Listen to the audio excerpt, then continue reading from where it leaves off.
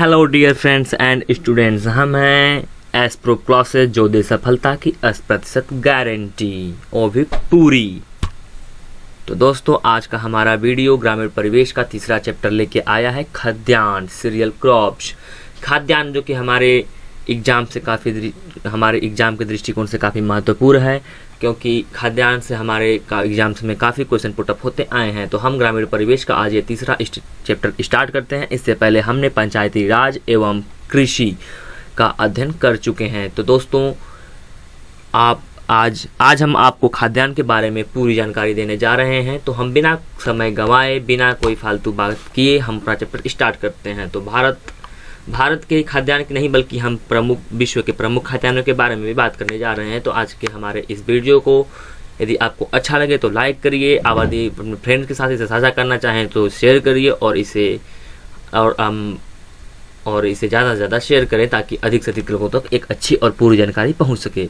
तो हमारे जो प्रमुख खाद्यान्न होते हैं, मेजर सीरियल्स, वो उसमें से प्रमुख खाद्यान्न होते हैं गेहूँ, जौ और धान या चावल हम कहते हैं जिसे। और एक मोटा खाद्यान्न होता है। हमारे यहाँ 3 टाइप के खाद्यान्न होते हैं। पहला प्रमुख खाद्यान्न, दूसरा मोटे खाद्यान्न, तीसरा लघु खाद्यान्न। प्रमुख खाद्यान्न वो खाद्यान्न होते हैं जो हमारे लिए काफ़ी महत्वपूर्ण होते हैं, जिनको हम अपने जीवन में डेली यूज करते हैं, जैसे गेहूँ, धान, जौ, चावल आदि। हम इसका उपयोग हमेशा करते रहते हैं। ये एक तरह से हमारे लिए रीढ़ की हड्डी का काम करते हैं। हमारे प्रमुख खाद्यान्न जो होते हैं वो खाद्यान्न की रीढ़ की हड्डी माने जाते हैं। और मोटे खाद्यान्न वो खाद्यान्न होते हैं जिनका प्रयोग हम प्रमुख खाद्यान्नों के बाद करते हैं। इसका उपयोग हम अधिकतर चाराओं के रूप में उपयोग करते हैं, पशुओं के चारा के रूप में उपयोग करते हैं। इसका उपयोग हम अपने लिए भी करते हैं, लेकिन इतना मायने नहीं रखता जितना प्रमुख खाद्यान्न हमारे लिए मायने रखता है। तो दोस्तों, मोटे खाद्यान्न में आते हैं मक्का, ज्वार, बाजरा जैसे पदार्थ मोटे खाद्यान्न होते हैं। और तीसरा जो लघु खाद्यान्न होता है, इसका उपयोग महत्वपूर्ण होता है लेकिन प्रमुख खाद्यान्न के बाद ही महत्वपूर्ण स्थिति माना जाता है। तो दोस्तों, लघु खाद्यान्न में आता है रागी, चना, मटर और अन्य भी प्रमुख तिलहनी फसलें भी लघु खाद्यान्न के अंतर्गत ही आती हैं। दोस्तों, यदि हम बात करें अपने पिछले वीडियो की, तो हमने उसमें कृषि की पूरी जानकारी ली। और उससे पहले जो चैप्टर था हमारा, जो पहला वीडियो था, वो पंचायती राज पे था। दोस्तों, हमने उस पर पंचायती राज के पूरे समीक्षा समितियों के बारे में अध्ययन किया और कृषि में हमने भारतीय कृषि के बारे में अध्ययन किया। और उसके बाद हम अपना तीसरा चैप्टर लेके आए हैं खाद्यान्न। तो यदि हम बात करें विश्व में प्रमुख शीर्ष खाद्यान्न उत्पादक देश की, दोस्तों इससे काफ़ी ज़्यादा हैं कि कौन सा देश शीर्ष खाद्यान्न उत्पादक देश है। तो उसमें आता है पहले स्थान पे चीन और दूसरे स्थान पे आता है यूएसए यानी संयुक्त राज्य अमेरिका। यदि हम बात करें अपने इंडिया की, तो ये आता है तीसरे नंबर पे। और यदि चौथे नंबर की बात करें तो ब्राज़ील, और 5वें स्थान पे पड़ता है अर्जेंटीना। तो दोस्तों, ज़्यादातर क्वेश्चन पुटअप होते हैं कि भारत का विश्व के प्रमुख शीर्ष खाद्यान्न उत्पादक में कौन सा स्थान है। तो ये 2018 के आंकड़े हैं, क्योंकि अभी 2019 और 2020 का भी कोई आंकड़ा ऐसा नहीं आया है। 2019 का आंकड़ा 2020 में आता, लेकिन उससे पहले कि कोरोना वायरस फैल चुका है, जिससे सारी एजेंसियां बंद हैं और अपनी कोई रिपोर्ट नहीं पेश कर रही हैं। यदि कोई अन्य एजेंसियां रिपोर्ट लाई हो तो उसकी जानकारी अभी हमारे पास नहीं मौजूद है। लेकिन जो भी एग्जाम पुटअप होंगे वो करीब आपके 2 साल पिछले एग्जाम से पुटअप, 2 साल पुराने रिकॉर्ड को ही लेकर एग्जाम में पुटअप होते आए हैं। तो पहले स्थान में पड़ता है चीन। ये भी काफ़ी बार क्वेश्चन आ चुका है कि विश्व का शीर्ष खाद्यान्न उत्पादक कौन सा है, तो उसमें पहला स्थान पड़ता है चीन का। तो आपके लिए पहला, तीसरा स्थान उत्पादक के मामले में है पहले स्थान पे। यदि हम बात करें शीर्ष खाद्यान्न निर्यातक देश की, तो इस पे यूएसए पहले स्थान पे आता है। यूएसए इसलिए पहले स्थान पे आता है क्योंकि ये खाद्यान्न उत्पादक में दूसरे स्थान पे है। और जनसंख्या के लिए हम बात करें तो यूएसए चीन भारत से कहीं पीछे पड़ता है। इसलिए यहाँ पे जितने प्रोडक्शन होते हैं खाद्यान्न के, वो अधिक से अधिक उसकी सप्लाई विदेशों में होती है, क्योंकि वहाँ पे उसका डिमांड कम है, जनसंख्या वहाँ पे कम है, जितना हिसाब से वहाँ पे प्रोडक्शन होता है उसके रेशियो में। तो दूसरे स्थान पे आता है निर्यातक देश में ब्राज़ील, तीसरे पे चाइना और चौथे पे कनाडा। यदि हम बात करें भारत का, तो भारत 7वां स्थान पे है निर्यातक देश में, क्योंकि क्षेत्रफल के दृष्टिकोण से भी अमेरिका से पीछे है और जनसंख्या के दृष्टिकोण से काफ़ी आगे है। और इसमें दूसरा स्थान जनसंख्या के दृष्टिकोण में है। तो जितना हमारे यहाँ प्रोडक्शन होता है उतना ही लगभग हमारे यहाँ, उससे थोड़ा ही कम हमारे यहाँ इसकी ज़रूरतें हैं, इसलिए नहीं कर पाते हैं। और हमारा निर्यातक देशों की सूची में हमारे देश का स्थान 7वां स्थान है। तो दोस्तों ये रहे हमारे विश्व के प्रमुख खाद्यान्न उत्पादक देश और निर्यातक देश। तो वीडियो को हम आगे बढ़ाते हैं इसी कड़ी में। दोस्तों हम बात कर रहे हैं विश्व के प्रमुख खाद्यान्न के बारे में। तो हमारे प्रमुख खाद्यान्न में पहले स्थान पे आता है धान, जो कि एग्जाम के दृष्टिकोण से काफ़ी महत्वपूर्ण है। पैडी, इसको इंग्लिश में पैडी कहते हैं। इसका वैज्ञानिक नाम जो है वो है ओराइजा सटाइवा। पिछले ग्रुप डी एग्जाम 2018 के एग्जाम में यह पूछ चुका है, ओराइजा सटाइवा। और हम बात करें यूपी नेपाल के, तो ये प्रैक्टिस सेट्स में हमने काफ़ी अधिकतर देखा है कि धान का वैज्ञानिक नाम क्या है। और इसका प्रमुख अनुसंधान केंद्र फिलीपींस में है। दोस्तों हम बात करते हैं एसप्रो क्लासेस आपके लिए लाते हैं जो भी सब्जेक्ट्स, उसकी पूरी जानकारी आपको देने की कोशिश करते हैं। हम अधिक से अधिक डाटा इंटरपुट करते हैं, क्योंकि हम नहीं चाहते कि हमारे जितने भी सब्सक्राइबर्स हैं, हमारे जितने भी स्टूडेंट्स हैं, हमारे जितने भी अच्छे प्रिय मित्र हैं, उनको पूरी जानकारी मिले। तो अंतर्राष्ट्रीय बात करें धान की, तो ये फिलीपींस में पड़ता है। और यदि भारतीय धान अनुसंधान केंद्र की बात करें तो ये कटक उड़ीसा में पड़ता है। ये क्वेश्चन काफ़ी महत्वपूर्ण है और ये यूपी पीसीएस 2015 के एग्जाम में भी आ चुका है। और यदि हम बात करें धान के कटोरा की, तो ये जानकारी के लिए काफ़ी अहम होता है, क्योंकि ये क्वेश्चन ज़्यादा उतना महत्वपूर्ण नहीं है, लेकिन ये छोटे मोटे एग्जाम में पुटअप हो सकता है। तो धान का कटोरा छत्तीसगढ़। और यदि हम बात करें तो हमारे धान के लिए कैसी जलवायु चाहिए, इसकी पैदावार के लिए अच्छी पैदावार जहाँ पे होता है, तो ये उष्णकटिबंधीय जलवायु में काफ़ी अच्छा पैदावार देता है। तो इसकी जो क्वेश्चन पूछ लेता है काफ़ी हायर लेवल में, सीजे लेवल का ये क्वेश्चन है कि धान किस जलवायु में पैदा होता है, तो इसका एक सिंपल सा आंसर है उष्णकटिबंधीय। यदि हम बात करें तापमान की, तो 24 डिग्री सेल्सियस का औसतन तापमान है। ये केवल नॉलेज पर्पज से जानना इंपॉर्टेंट है। और इसके बुआई का समय है, दोस्तों हम सभी जानते हैं, जून जुलाई अगस्त के महीने में इसे बोया जाता है भारत में। और यदि कटाई के समय की बात करें हम, तो अक्टूबर नवंबर में धान की खेती को काटा जाता है। धान की फसल पूरी तैयार हो जाती है और उस जाड़े के मौसम में इसे काटा जाता है। तो दोस्तों खाद्यान्नों की, तो खाद्यान्न में हम पहले स्थान पे पढ़ रहे थे धान या चावल की। तो यदि हम बात करें चावल उत्पादक शीर्ष देश की, तो शीर्ष देश में पहले स्थान पे आता है चाइना।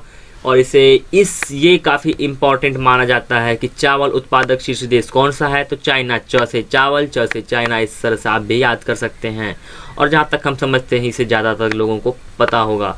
तो दूसरे स्थान पे आता है इंडिया। इंडिया चावल उत्पादक में विश्व में दूसरा स्थान रखता है। और तीसरे स्थान पे आता है इंडिया, जो कि हमारा पड़ोसी पड़ोसी देशों में पड़ता है इंडोनेशिया। चाइना हमारा पड़ोसी देश है। और यदि हम बात करें भारत में, तो भारत में सबसे अधिक चावल उत्पादक होता है वेस्ट बंगाल में। धान का कटोरा छत्तीसगढ़ अवश्य है, लेकिन सबसे अधिक प्रोडक्शन करता है हमारा वेस्ट बंगाल यानी पश्चिम बंगाल। और इंडिया में दूसरे स्थान पे आता है यूपी। यूपी को याद रखना काफ़ी महत्वपूर्ण माना जा रहा है, यूपी SSC, यूपी लेखपाल SI के एग्जाम के दृष्टिकोण से, क्योंकि यूपी से संबंधित के भी क्लास हम लेकर आपके लिए लाएंगे। लेकिन हम आपको चाहते हैं कि यहाँ पे जो नॉलेज आपको देना है वो हम आपको यहाँ पे दें, और वहाँ पे जो आपको नॉलेज देना है हम आपको वहाँ पे दें, जिससे आपको दोनों तरीके से नॉलेज मिल सके और आप अधिक से अधिक आपको माइंड में वो सेटअप हो सके। तो यूपी जो आता है वो चावल उत्पादक में इंडिया में दूसरा स्थान रखता है। और तीसरे स्थान पर आता है पंजाब। और यदि चावल निर्यातक की हम देशों की बात करें, तो इंडिया आता है इसमें पहले नंबर पे। चावल कौन से हम देखें तो विश्व में पहला स्थान है इंडिया का, और दूसरा है थाईलैंड, और तीसरा है वियतनाम, जो कि चाइना का पड़ोसी देश है वियतनाम। इंडिया चावल उत्पादक के दृष्टिकोण से पहले नंबर पे पड़ता है दोस्तों इंडिया।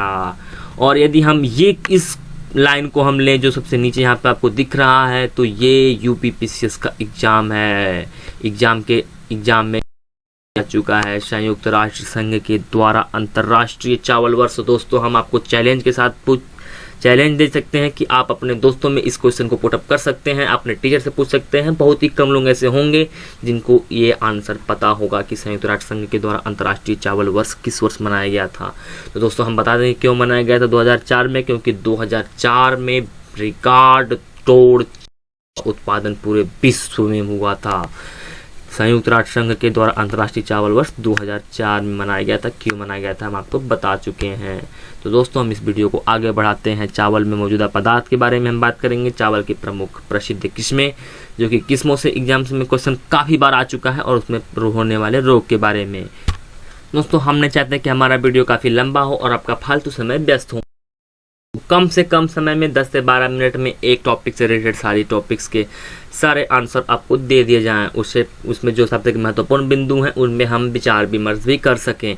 तो हम बिना समय गवाए बात करें चावल में मौजूदा पदार्थ की, तो चावल में प्रोटीन जो पाया जाता है वो 6.7%, कार्बोहाइड्रेट जो पाया जाता है वो 7.6%, वसा जो पाया जाता है वसा, ये क्वेश्चन आ चुका है रेलवे के एग्ज़ाम में दोस्तों, 2018 के एग्ज़ाम में पूछा था कि चावल में वसा कितने प्रतिशत पाया जाता है, 2.5% ये 2018 के एग्जाम में आ चुका है। और यदि हम खनिज मिनरल्स की बात करें तो 1%।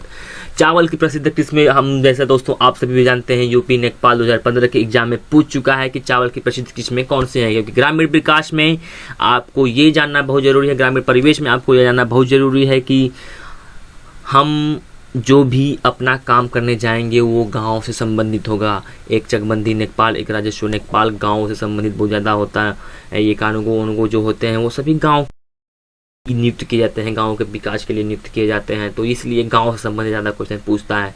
तो हम यदि बात करें तो चावल की प्रसिद्ध किस्मों की, तो चावल की प्रसिद्ध किस्में जो हैं वो है, पहले स्थान पर आती है जया है, ये पूछ चुका है एग्ज़ाम में, ये हमें याद नहीं आ रहा, ये सीजीएल के एग्ज़ाम में पूछा हुआ है।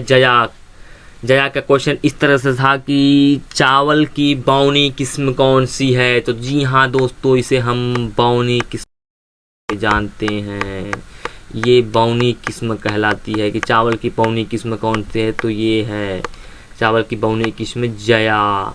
और दूसरे स्थान पर हम इसे कोई स्थान नहीं दिया जा सकता, ये प्रसिद्ध किस्में हैं। इसमें एक आता है सुषु सम्राट, गोल्डन, साकेत, कावेरी, अन्नपूर्णा, उषा सुगंधा, सरजू, रत्ना, लुनाश्री, ये आपके स्क्रीन पे दिखाई दे रहा है। और इसकी हम बात करें तो मैसूरी, महासुगंधा, विजय, ये सभी अन्य और भी किस्में हैं जो कि चावल की बहुत प्रसिद्ध किस्म हमारे भारत में, बल्कि नहीं हमारे भारत में नहीं बल्कि पूरे विश्व में भी ये भारत की प्रमुख किस्में हैं। और ये जया जो बौनी किस्म है पूरे विश्व में जानी जाती है। और यदि हम धान के रोग की बात करें तो दोस्तों ये भी रेलवे के एग्जाम में पूछ चुका है। धान में प्रसिद्ध रोग, ये वीडियो के एग्जाम में भी आया था, धान का प्रसिद्ध रोग खैरा रोग, ये जिंक की कमी से होता है, जिंक की कमी से होता है ये। इसलिए यदि खैरा रोग से बचाव करना हो मैं धान के पौधों को, तो इसमें जिंक का छिड़काव करना चाहिए। जिंक में जो जिंक हम छिड़काव करते हैं उसमें जिंक लगभग 40 से 46% होना चाहिए। इतनी जिंक की उसमें मात्रा होनी काफ़ी आवश्यक है इस खैरा रोग की निजात के लिए। तो दोस्तों ये रहा आज का हमारा सेशन, खाद्यान्न का पहला वीडियो। इसके बाद हम लेकर आएंगे आपके लिए गेहूं संबंधित कुछ टॉपिक्स पॉइंट्स, और इसके बाद हमारा मक्का, दलहनी, तिलहनी और गन्ना, ये हमारे अगले वीडियो में आपको खाद्यान्न में मिलेंगे। कौन सा उसमें शीर्ष उत्पादक देश है, कौन सा शीर्ष निर्यातक देश है, हमारा कौन सा स्टेट पहले स्थान पे आता है। तो ऐसे ही पॉइंट्स हम लेकर आएंगे, और कौन से पॉइंट्स किस एग्जाम में पूछे गए हैं। हम जितने भी वीडियो और जितने भी पॉइंट्स लाते हैं वो एग्जाम के दृष्टिकोण से ही लेकर आते हैं, क्योंकि जो एग्जाम में क्वेश्चंस पूछे गए होते हैं उन पर हम ज़्यादा ध्यान देते हैं। हम ज़्यादा इसकी बातें नहीं करना चाहते हैं, हम चाहते हैं कि आप अच्छी नॉलेज लें, पूरी नॉलेज लें, और एक एग्ज़ाम में एक फाइटर की तरह लड़ें, और ग्रामीण परिवेश में आप संपूर्ण नंबर लाने की पूरी कोशिश करें। यदि आप एक अच्छी तरीके से हमारे वीडियो को लेते हैं और इसे आप नोट्स बना के पढ़ते हैं, तो हमारा आपको गारंटी है कि हम 25 क्वेश्चन में लगभग 20 से 23 क्वेश्चन कर सकते हैं। और दोस्तों यदि आप नोट्स बनाना चाहें तो आप हमारे वीडियो से बना सकते हैं। यदि आपको इसका PDF चाहिए तो आप कमेंट बॉक्स में लिख के जरूर बताइएगा, हम इसका लिंक अगले वीडियो में डिस्क्रिप्शन में दे देंगे। आज का हमारा वीडियो, इसे ज़्यादा से ज़्यादा लाइक करें, सब्सक्राइब करें, और इसे ज़्यादा से ज़्यादा अपने दोस्तों में शेयर करें। धन्यवाद मेरे प्रिय दोस्तों। एस पे प्रोसेस जो सफलता की 80% गारंटी।